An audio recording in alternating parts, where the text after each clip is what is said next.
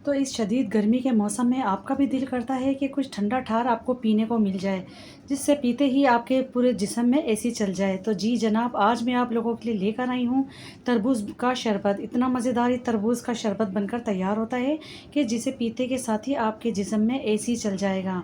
आपके जिगर को, मैदे को ठंड मिलेगी और पीने में इतना लाजवाब होगा कि गर्मी आपसे दूर भाग जाएगी और आपको ऐसी राहत मिलेगी कि जैसे आपने कुछ ठंडा ठार ऐसी कोई चीज़ पी है। यकीन मानिए, इतना आपको रिलीफ मिलेगा और इतना एनर्जेटिक ये ड्रिंक बनता है, क्योंकि सीज़न का फल है और जब तरबूज का सीज़न होता है तो इसके आगे कोई फल अच्छा नहीं लगता। यकीन मानिए, बहुत ही काम की चीज़ है ये तरबूज। और इसको बनाने का तरीका भी आप देख लेते हैं। बिस्मिल्लाहिर्रहमानिर्रहीम। तो यहाँ पर मैंने ले लिया है एक दाना तरबूज का, और तरबूज भी आप लोग देख सकते हैं कि कितना रेड कलर का तरबूज है। इस वक्त मार्केट में बहुत शानदार किस्म के तरबूज आ रहे हैं। मैं तो आप लोगों को यही रिकमेंड करूँगी कि तरबूज का सीज़न है और तरबूज को घर में लेकर आएँ और मुख्तलिफ़ तरीक़ों से इसको इंजॉय करें। इसका शरबत बनाएं या ऐसे ही खाएं, हर सूरत में फ़ायदेमंद होता है। तो यहाँ पर मैंने इसके 2 से 3 स्लाइस निकाल ली हैं तरबूज के, और आप लोग देख सकते हैं मैं इसके छोटे छोटे से कट्स करने के निशान लगा रही हूँ और छोटे छोटे से मैं इसके क्यूब्स निकाल रही हूँ। और जिस बर्तन में आपको शरबत बनाना है तो ये हम तरबूज उसी में ही काट कर रखेंगे। तो मैंने यहाँ पर एक पैन ले लिया है और उसके अंदर ही मैं ये शामिल करती जा रही हूँ। तो पहले मैं तरबूज़ की कटिंग कर लेती हूँ, फिर मैं आपको दिखाती हूँ। लेकिन आपको इस बात का भी ख्याल रखना है कि आपको तरबूज़ छोटे साइज़ का लेना है, क्योंकि इसमें बीज कम होते हैं। और अगर बीज आपको नज़र ज़्यादा आते भी हैं तो उसको निकाल दीजिएगा, कोई मसले की बात नहीं है। अब इसमें मैं शामिल कर रही हूँ खूब सारी बर्फ़। बिल्कुल ठंडा ठार हम ये शरबत बनाकर तैयार करेंगे। बहुत ज़बरदस्त किस्म का हमारा ये शरबत बनेगा। तो इसी के साथ ही मैंने यहाँ शामिल कर दिया ठंडा पानी।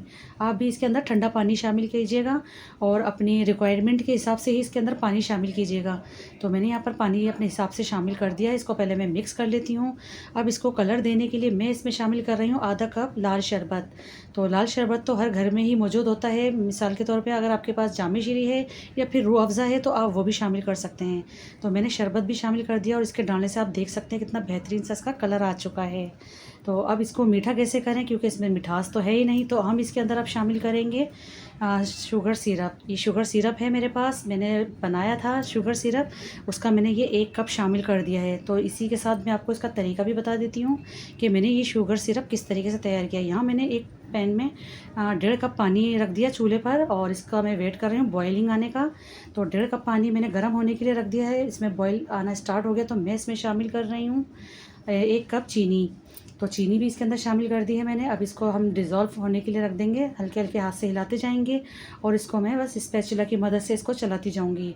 तो जितनी भी चीनी इसके अंदर मेल्ट हो जाएगी तो बहुत अच्छे से हमारा सिरप पक के तैयार होगा। अब देख सकते हैं यहाँ पर बहुत अच्छे से मेल्ट हो गई है चीनी, और बस हमें इसके 2 से 3 जोश दिलाने हैं। इसको हमें शीरा नहीं बनाना, ना ही कोई तार बनाना है, सिर्फ हमें 2 से 3 जोश दिलाने हैं इस पानी के अंदर।